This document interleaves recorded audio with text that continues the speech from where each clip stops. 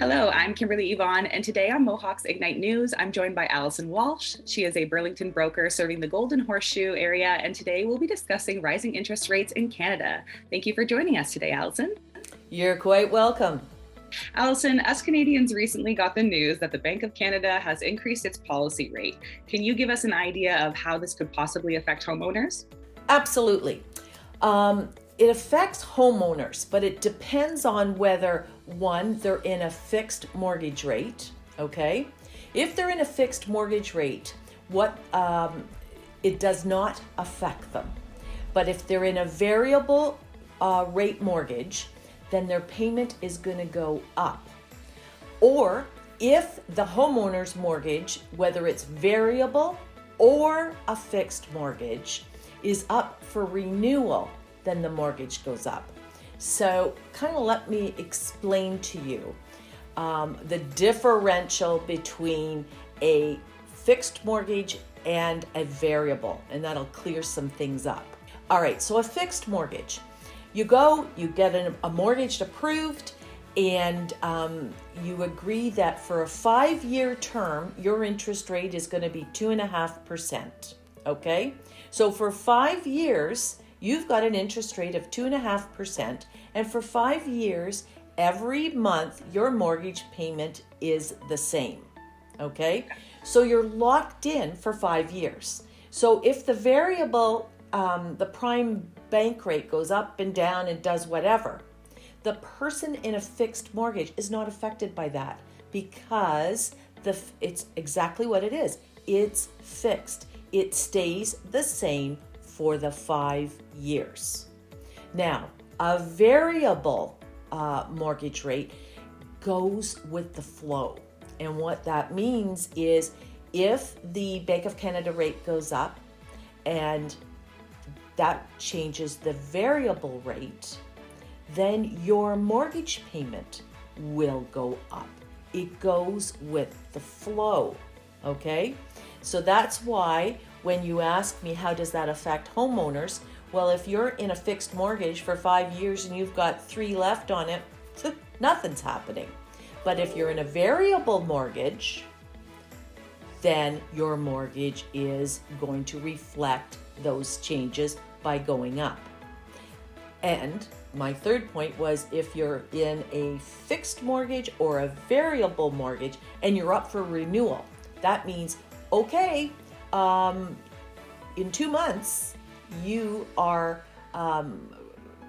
what's the word I'm looking for? You're up for renewal, like that end of 5 years is up. You're now negotiating and shopping for rates. So that variable is going to affect them because when the variable rate goes up, typically so does the fixed rates.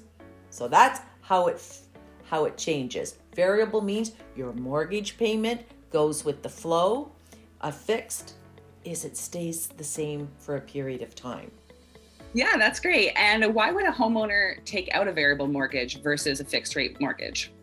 It's called confidence. And you're going to go, confidence. Okay. So what I mean by that is when someone is shopping for a mortgage and they are looking at the fixed rates, and those fixed rates are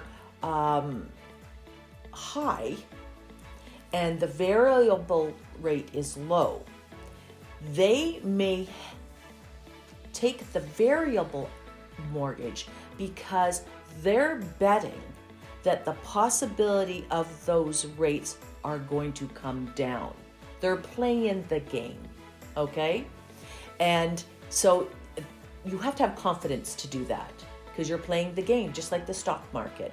You're playing that the interest rates will reduce. So that's why somebody would go with a variable mortgage, is that they don't like the rates of the fixed rates. So they're going to take the variable, which is lower, and then they're going to see what happens. So why would somebody take a fixed rate? Because they're low. They've been really, really low. And so, at 2%, they're jumping in for 5 years. They know for 5 years exactly what their payments are going to be. And someone that's on a fixed income, they're going to do that. So it's based on confidence. If you're confident to play the game, you're going to do the variable. If you want fixed payment and want a solid, know what your payment is, you're going with fixed. And most first-time home buyers, they go with fixed. Yeah, very interesting. And how do you think these rates are expected to change during 2022? During 2022, it is anticipated that there are going to be increases. It's said that maybe 3 or 4 times this year it's going to go up. We just got an increase of 0.25%. And so through the year it's going to go up. It is going to go up. All indications are there. Very fun. Good to know, though. Yeah. Now, here's the thing. Since 2018, when a person gets approved for a mortgage, they go through what's called a stress test.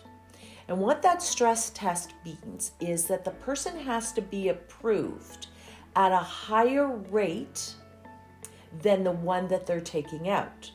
So the person that's borrowing the money is going to be stress test. They're going to see if at 5.25% they can handle the mortgage. Even though their rate might be 3.25%, they are being qualified on the higher rate. So this year we're going to see increases. There is somewhat of a protection for the borrower because they should be able to afford, if they're in a variable mortgage, they should be able to afford these increases because when they were approved originally for the mortgage, they were based on a higher interest rate. Okay? So if they have kept their spending the same, didn't get themselves into any more, taking any more debt on, then these increases should be okay. Now, with the latest increase of 0.25%, it represents about $12 on every 100,000 they borrowed. It's a $12 increase. So it's 0.25 doesn't represent too much of an increase. It's $12 on every 100,000 borrowed. Got you. That's great stuff to know. Thank you so much. You're welcome. You're welcome. Perfect. Thank you, Alison, for sharing your insight into rising interest rates in Canada. If you would like to hear this interview again or others like it, please visit the Ignite News website. For Ignite News, I'm Kimberly Yvonne.